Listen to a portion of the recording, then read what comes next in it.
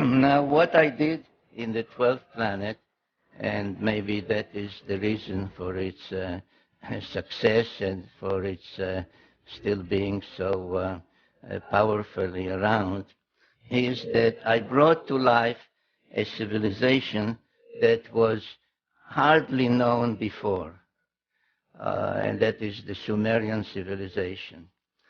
So I brought to life the Sumerian civilization, which was really a most amazing civilization.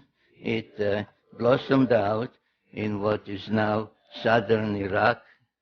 So about 6,000 years ago, an incredible civilization appeared there, and all those that deal with it use such words as suddenly, unexpectedly, out of nowhere, because there was no gradual or any kind of precedential civilization that you had this and this and this and this was a higher level, a higher stage. Suddenly, from what we may call primitive, though they were not primitive people, but they were farmers, hunters, etc. But suddenly there appeared cities, high-rise buildings,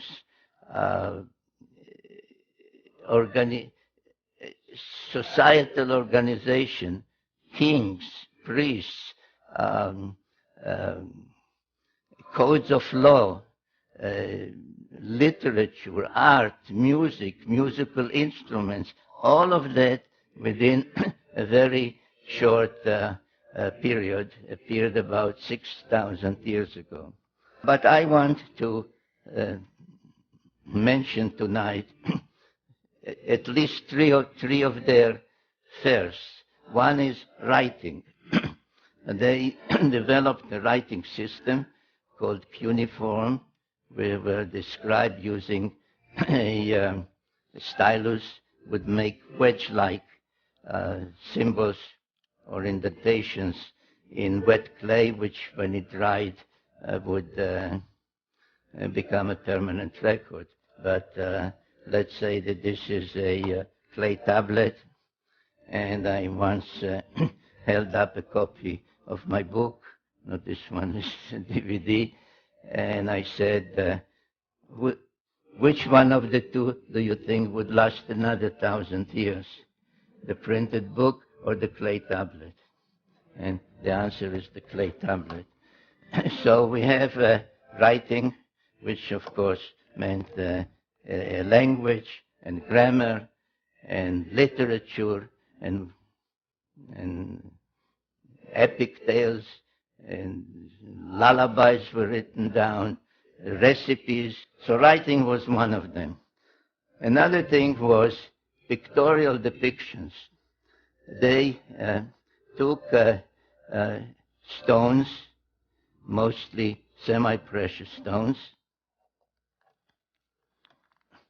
and made cylinders about an inch or so, sometimes longer, but basically about an inch, a cylinder of an inch, and would engrave, and nobody has figured out to this day how, in this hard stone, they would make an engraving in reverse, like a negative, which when rolled on wet clay would become a permanent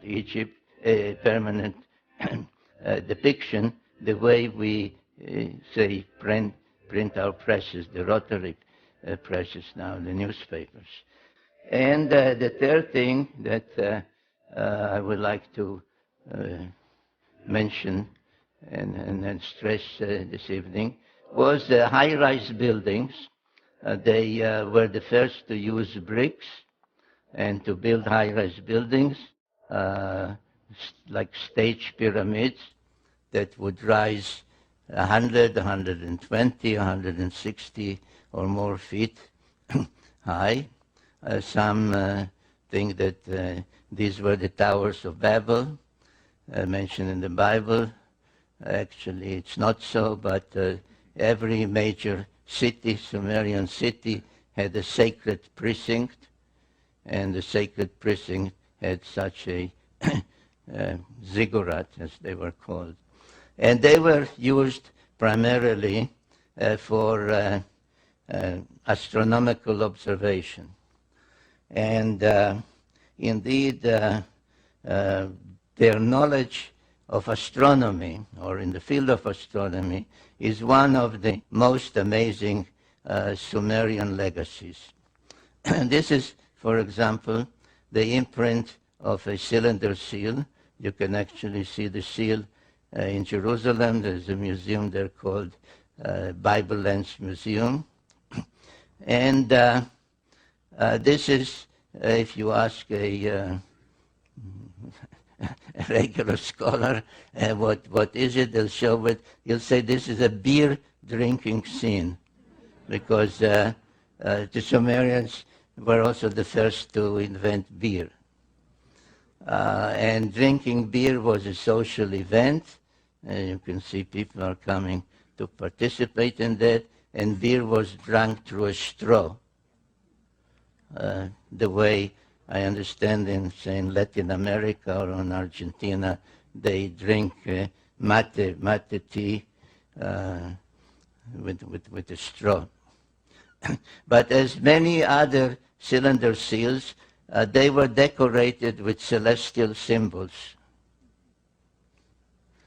And if you study this one, you find out that it depicts the sun, it depicts the earth and its moon, it depicts what we call the asteroid belt, which is a belt orbiting between Mars and Jupiter, and nobody knows, or nobody, I mean, I say nobody because I do.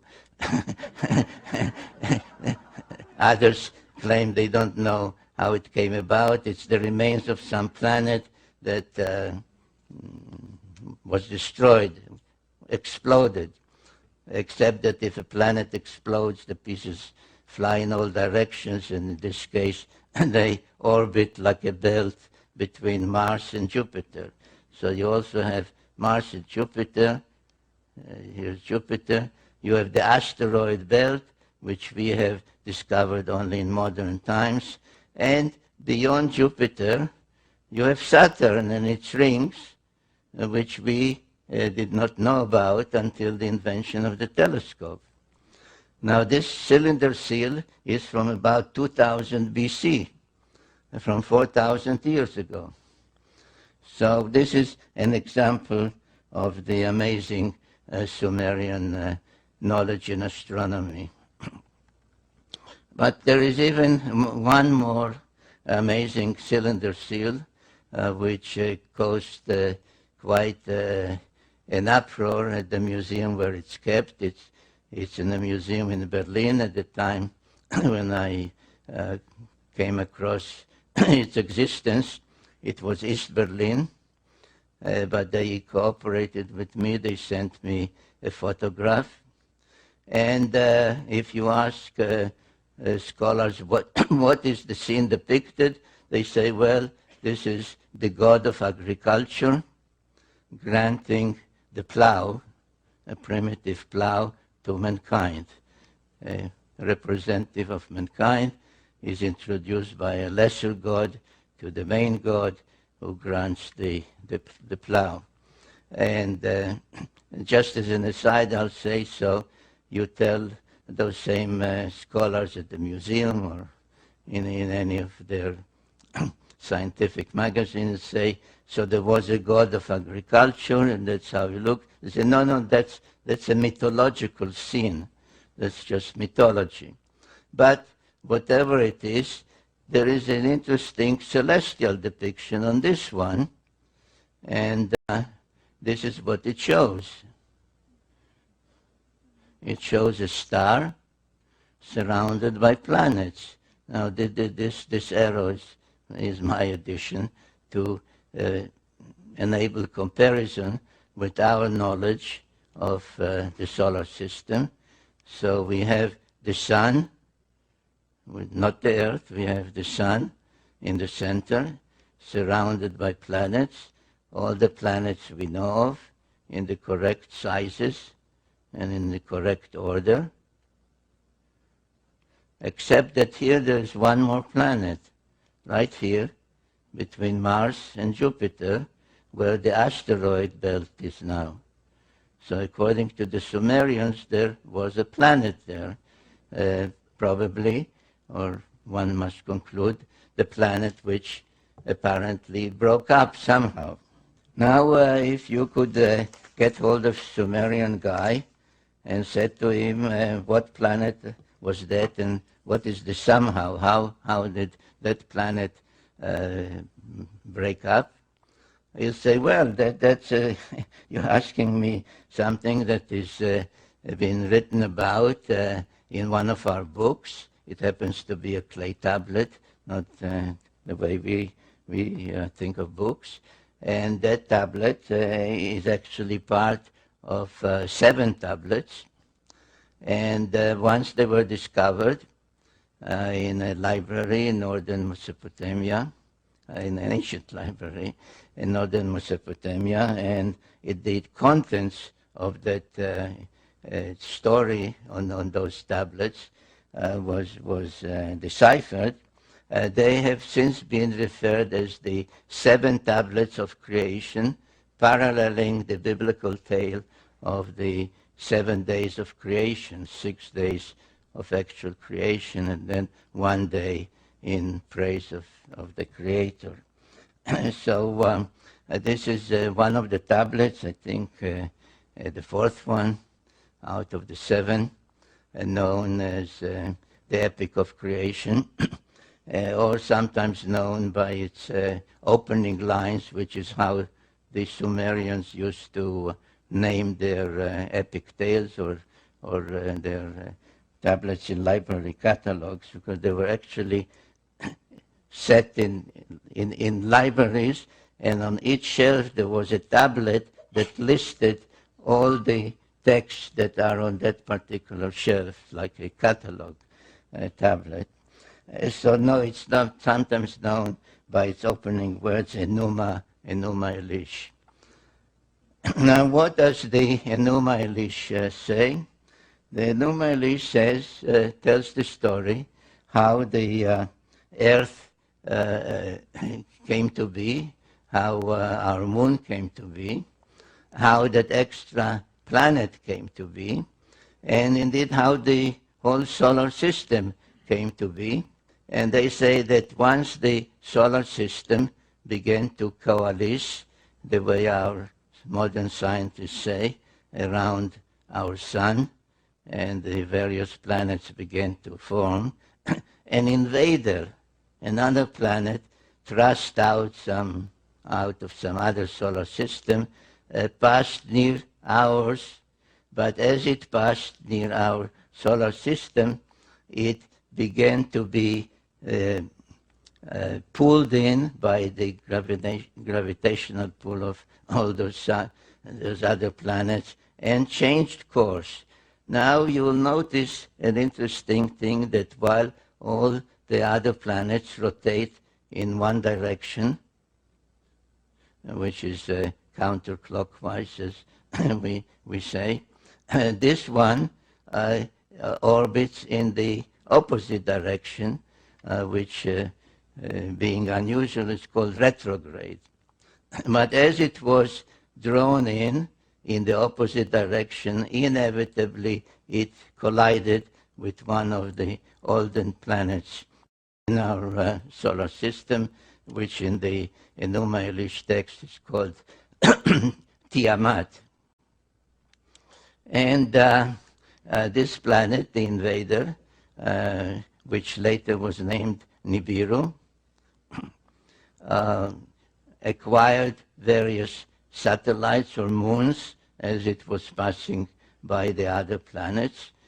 Tiamat, which is treated as a female celestial entity, had 11 satellites, one of them quite large, unusually large, called in the tale Kingo. And when they clash finally occurred. It referred to, in those texts, as the celestial battle. Tiamat was hit twice, actually. This is just one of the drawings from my books. Was hit by some of the moons, the satellites of the invader, and was broken up. Half of it became bits and pieces, the asteroid belt, which those texts, and the Bible in chapter 1 of Genesis refers to as the hammered bracelet, because it orbits like a bracelet around the sun. And the other half was thrust into another orbit, carrying with it Tiamat's largest moon to become our planet Earth and its satellite, the moon, an unusually large one as things go in our solar system. And now, what happened to the invader? According to the Enuma Elish, the Epic of Creation, the invader itself became a member of the solar system, a 12th member, because they counted the sun, the earth, its moon, and not 9 but 10 planets. Now, on many Sumerian and afterwards Assyrian, Babylonian, and so on depictions, all the 12 members of the solar system are depicted, and you can see the sun, you can see the moon, you can see this Nibiru, whose symbol became the winged disk. You can see all the others with their symbol, and you can see the 7 dots, which is the symbol for Earth. Now, you may well say this is wrong, because we all know that Earth in New Age parlance is the third rock from the sun, right? So there's Mercury, Venus, and Earth. And that is true.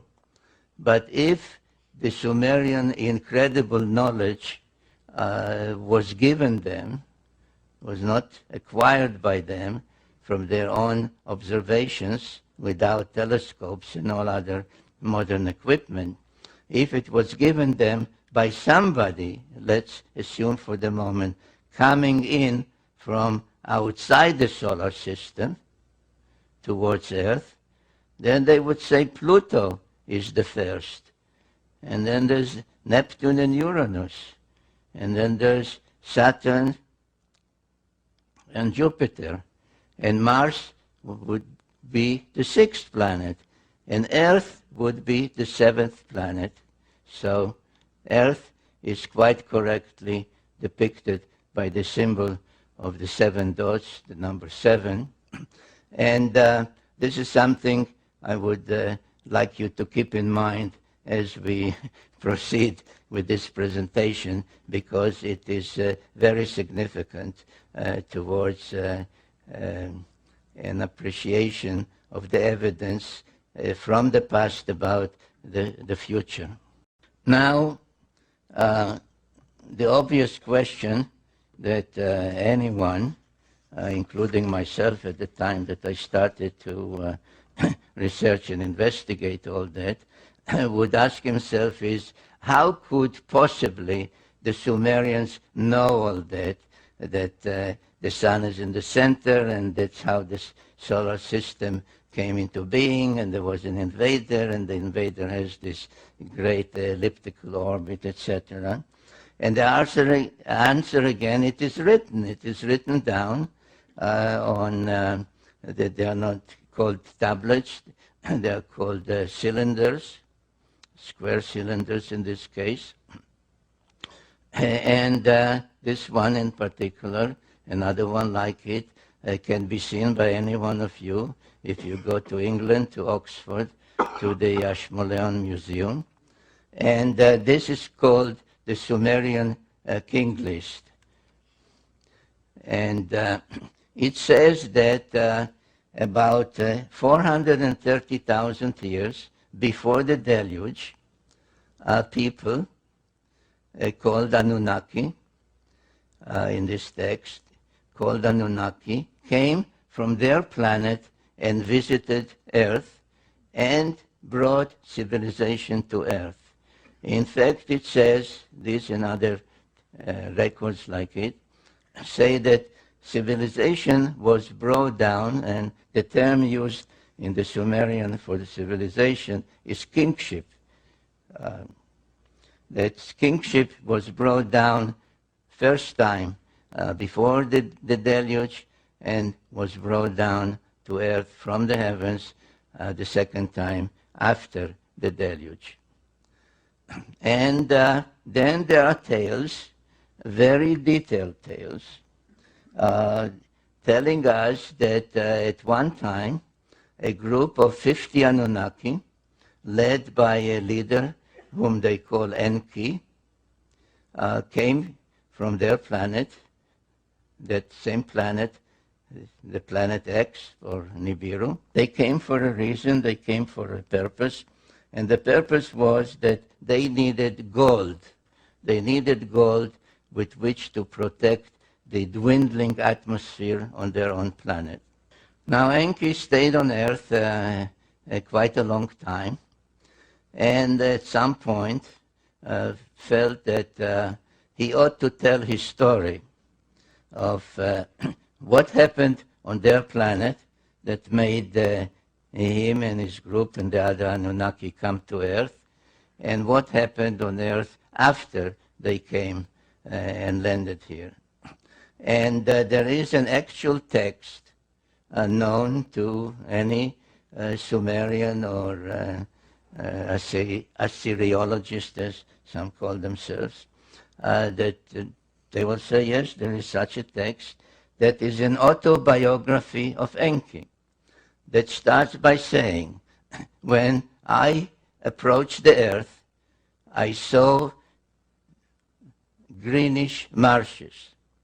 We splash-landed in the waters. We waded ashore. I commanded so-and-so, and the name is given, to test water and see if there's potable water. I commanded so-and-so to build us some kind of shelter. I commanded so-and-so to see if there is edible food. And so on, line after line in those tablets. Unfortunately, the complete text of that autobiography of Enki has not been found, only fragments of it. I used about 800 different sources to reconstruct the story of Enki, because I felt at some point in my own writings that it is not enough to tell the story of what happened here through the prism of the Sumerians, or to some extent the Old Testament, the Hittite writings, etc. But it is also important, especially to know why they came, what happened on their planet before they came, through the eyes and through the speech of one of them. And I chose Enki because he did dictate an autobiography. And the tale that emerges from all those sources is that after they landed here and could not get the gold just by extracting it from the waters of the Persian Gulf. This is the Persian Gulf, and this is today's Iraq. Another leader, a half-brother of his called Enlil, came. He was more a commander, and he was more a scientist. Another member of their family, they were all children of the ruler of Nibiru, called Anu. Another member, a female, who was a medical doctor, came and assisted also.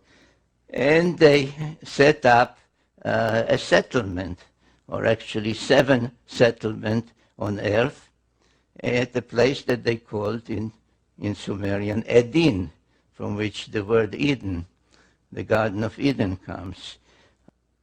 As I said, at some point the idea of extracting gold from the waters didn't work. They had to go and do it the hard way. So they kept coming in groups of 50 until there were some 600 of them on Earth.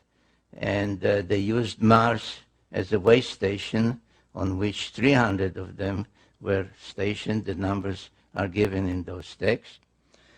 But most of those on Earth, those Anunnaki, were assigned to mining gold in East Africa.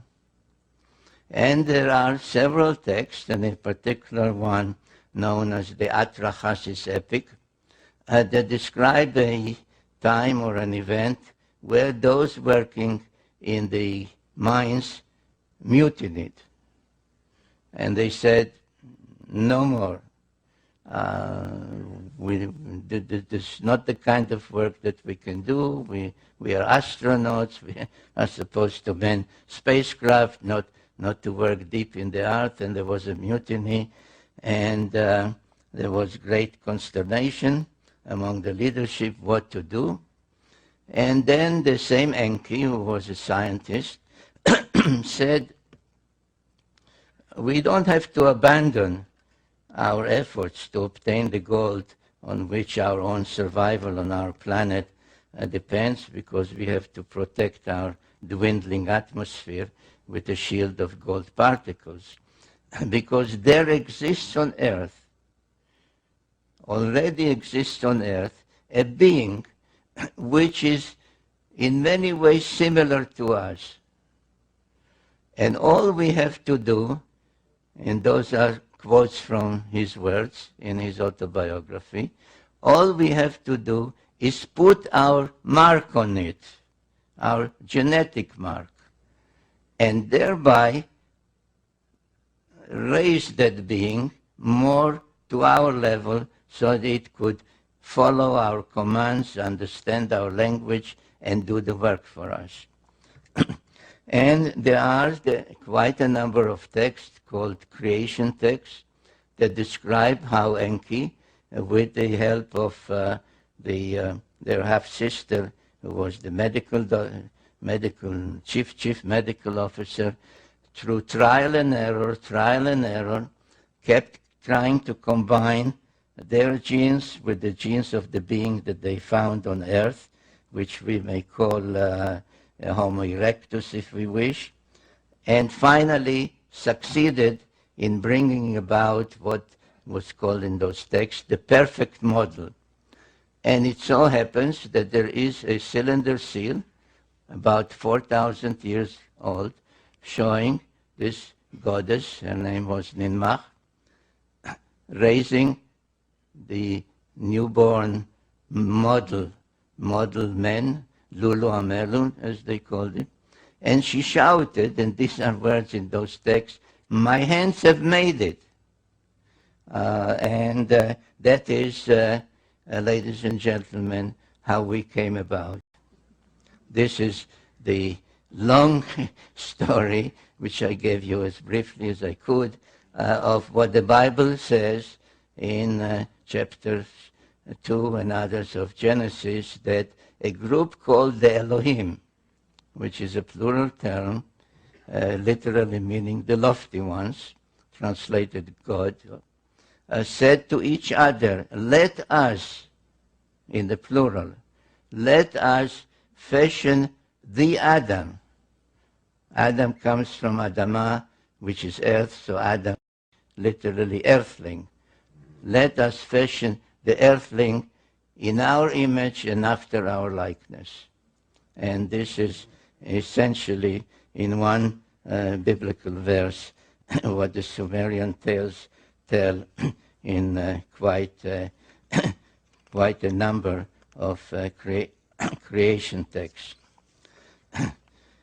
And then after they achieved that and everything seemed to be in order, the deluge came and destroyed everything.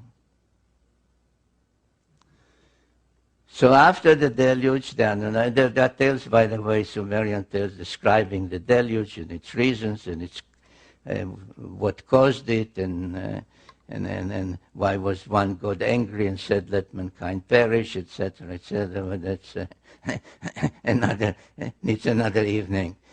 So after the deluge, when the water subsided, they had to restruct and recreate and restart everything from the beginning, and they could not do it anymore in the Edin, today's Mesopotamia or Iraq, because it was all covered with millions, or now one should say billions, of tons of mud, and nothing could be done there until the earth would take generations and generations to dry.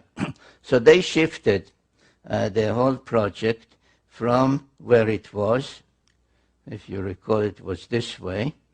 Everything was anchored on Mount Ararat, the twin peaks of Ararat, which stand out as a marker, and laid out exactly the same idea of a landing corridor this way. Now they used as one of the facilities to serve their purposes a great platform that they had built here and that survived the deluge, right here. And again, using this notion of equidistance from there to the spaceport, which was here and here, to create the whole landing pattern, they chose a new mission control center, a new place for the Duran key, right here. And this place is known today as Jerusalem. So Jerusalem, and I sometimes, either at seminars or when I took groups with me to tour these places, I would say to them, why is Jerusalem sacred? I say, well, it is sacred to Muslims because the tale is that Muhammad was taken from Mecca or Medina one night on a winged horse and brought to Jerusalem, and there he was taken aloft and visited heaven for one night. So that's. But why was Muhammad taken to Jerusalem? Why wasn't he lifted just from Mecca or Medina? Well, because that place was already known as a sacred place, because the Christians believed that that's where Jesus preached and was crucified, etc. So I said, so why was Jesus crucified in Jerusalem? He was born in Bethlehem. He came from Nazareth. Why Jerusalem? Well, because that's where the temple was. The Jewish temple, the Temple of Solomon. So why was the Temple of Solomon there? Well, people don't know. So I tell them, well, it was there because the same Anunnaki who had this pattern and had Nippur as the navel of the earth and mission control center before the deluge, set up this layout and made Jerusalem mission control center after the deluge. And equidistant from it is the spaceport and Twin Peaks, emulating the Twin Peaks of Ararat. Twin Peaks are here in the Sinai Peninsula, and Twin Peaks, artificial ones, because there were no mountains there. So they built two mountains known as the Giza Pyramids. Now, things did not go so well after the reconstruction and the setting up of the alternate mission control center. The Anunnaki, who, according to the tales by Enki and others, were engaged in almost constant wars on their planet, had at the time a leader called Anu, but he was actually a usurper. He usurped the throne. And under the Sumerian sexagesimal system of 6 times 10, 60, etc., he ranked as the top rank 60. And his successor was a son called Enlil, who was given the rank 50. But Enlil was not the firstborn son. It was Ea, or Enki, as previously known as Ea, Enki, who was really the rightful successor, but he was demoted to rank 40, and so on. So there was a pantheon of 12, matching the 12 members of the solar system, and matching other 12, without belaboring it, 12 months of the year, 12 tribes of Israel, 12 disciples of Jesus, and so on. So 12 was a celestial number. So the relationships were such that the conflict was almost inevitable, especially since it had a lot to do of who was mothered by whom, who was the father, who was the mother. If this one was also the son of Anu and Antu, then he was this rank. But if this one was only the son of this one, but not this queen, he had another rank. So the relationship was quite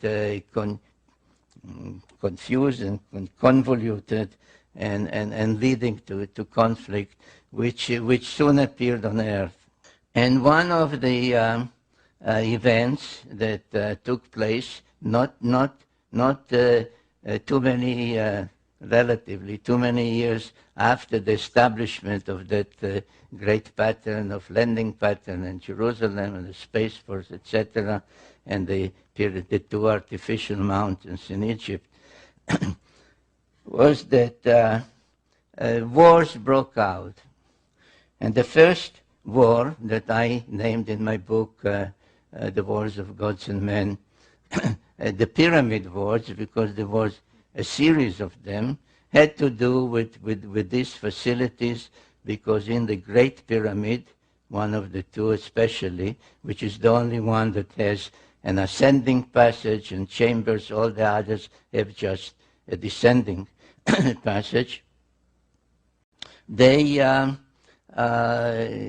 were a prize that one side tried to deprive from the other, and the first series of pyramid wars took place there. In that particular war, the two main protagonists were the main son of Enlil, called Ninurta, and the main son of Enki, called Marduk. And in that war, it was Ninurta who was the victor, and his victory was commemorated in some cylinder seals and other depictions. This was his symbol, the eagle, and this was his victory's depiction, how he won the war over the two pyramids, and another depiction where you see actually all three pyramids. And this, by the way, is another of the proofs, of which I have many, and I deal with it extensively, of who built the pyramids and when they were built, and that you see that already in Sumerian times, which preceded the pharaonic times by thousands of years, the existence of the pyramids was already known. In one of the next wars between the various clans of the Anunnaki, the Enlilites, the Enkiites, Ninurta, Marduk, etc., they resorted to the use of nuclear weapons. In 2024, almost 4,000 years ago, the Anunnaki resorted to the use of nuclear weapons. There is a long text called the Era Epic, ERRA Epic, that describes the reasons, who did it, how they did it, what the number of nuclear weapons that were used in 2024. The unintended consequence of that was that a wind blowing from the Mediterranean brought what they called in those texts, they're called lamentation texts, they called the evil wind that brought death to everything alive in Sumer. As the nuclear wind passed, reaching from the Sinai to Sumer, it did not destroy anything. The lamentation text lament that the stalls stand, but the animals that were there are all dead. The houses stand, but everybody who lived in the houses lies dead in the streets, on the roofs, etc. And that was the end of the great Sumerian civilization about 2024 BC. And in that one, unlike in the previous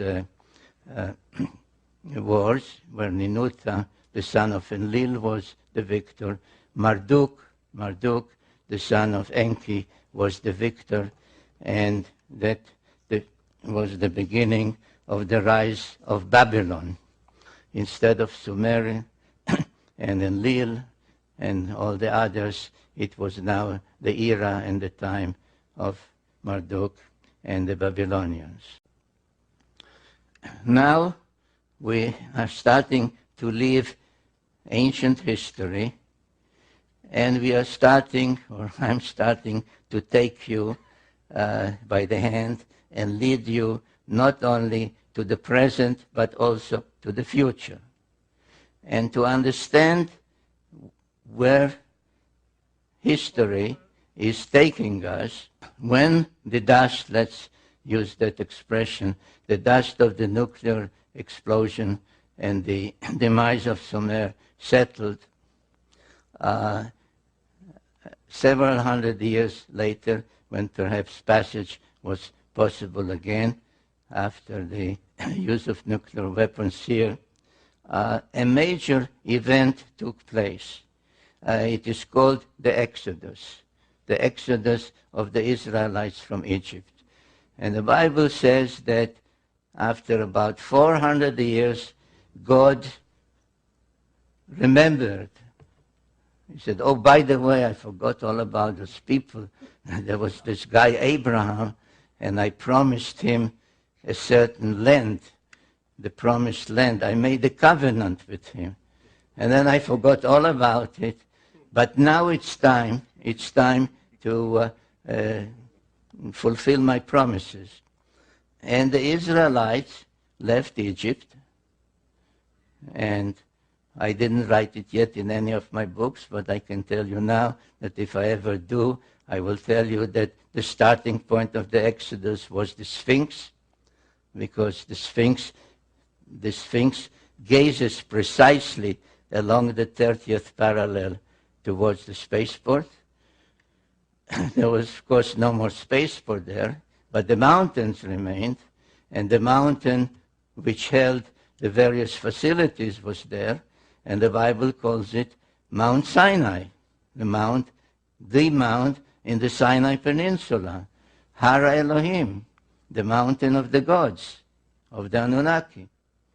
And once they were, they had to continue. There was difficulty in going straight. They went around, but anyway, finally they got to Jerusalem. And what did they do once they got to Jerusalem? They built the temple to Yahweh on a platform that existed there. Now, at about the time that the Hebrews, the Israelites, were restoring the platform in Jerusalem, other things were happening in the adjoining countries, especially those countries that followed Marduk, the Babylonian one.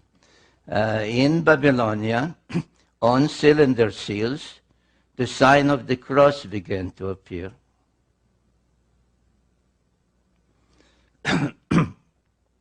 In Assyria, the kings began to wear the sign of the cross on their chest. The same happened in Egypt.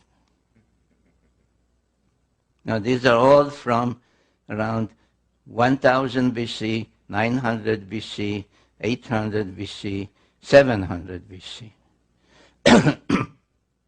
Now, what does it mean? What does it signify?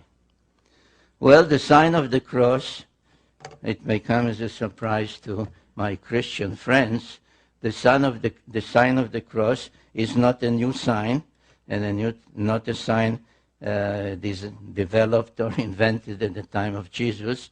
This is a very ancient Sumerian sign, and each time that the planet Nibiru, that usually was depicted as a winged disk, was on its way back to our vicinity, each time that the reappearance of Nibiru was expected, the depiction, the symbolism for Nibiru, for the planet, changed from the winged disk to the cross. So this one, for example, this is one of the most ancient ones. This is another one. This is when agriculture was granted to mankind. And if you look at the orbit of Nibiru, roughly 3,600 years, so at some point the planet is here, or here, or here, or here, or here, or here, and at some point the anticipation of its return begins. And that, I suggest, is when the sign of the cross began to reappear.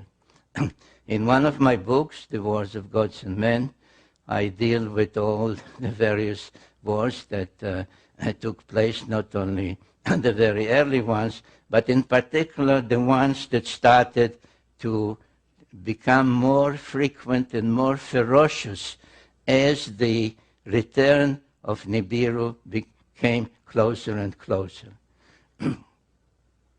It seems as if it became much more important who would be in control, who would welcome them, whose particular aspect of religion would be more predominant, etc. What caused the Anunnaki in 2024 BC to resort to the use of nuclear weapons? What was the problem? And the problem was that Marduk said that the age of the bull, the age of Taurus, which was the age of Enlil, is ending, he said, and my age, the age of the ram, the age of Aries, is beginning. He claimed that this is the correct zodiacal scale. So he said around 2200 BC, the age of Enlil, the age of Taurus, has ended, and my age, the age of Aries, has begun. The others, and this is all in those texts, by the way, the others said to him, no, you are wrong, because don't go by some chart. Look at the heavens. In the heavens, on the first day of spring, we are still in the age of the bull. We are still in the age of Taurus. Why?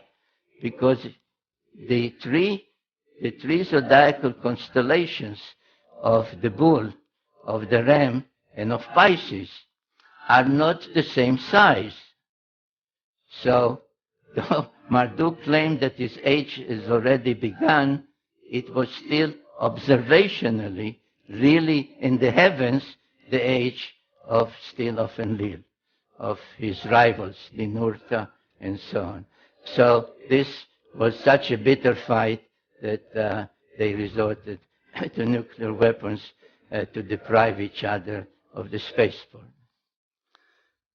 Now, there is another cylinder seal.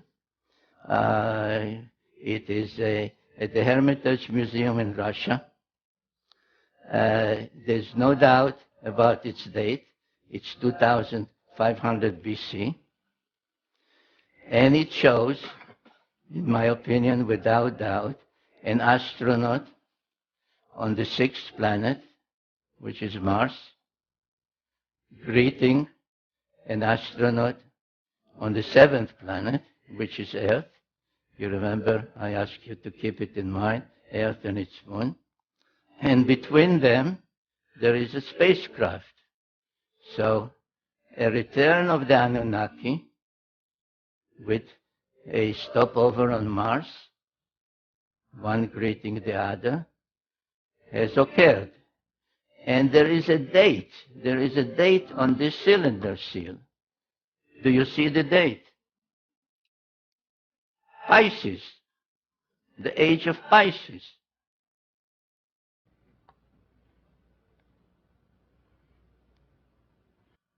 The age of Pisces.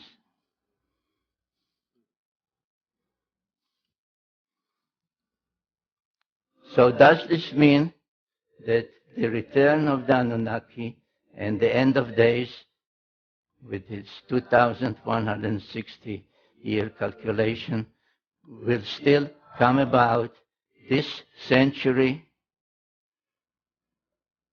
Maybe. Because there is a because, ladies and gentlemen. Because just at the place that according to the New Testament is called Armageddon, where the final war will take place, a mosaic floor in the first church ever built in the Holy Land, in the time of Jesus, has on its floor the sign of Pisces.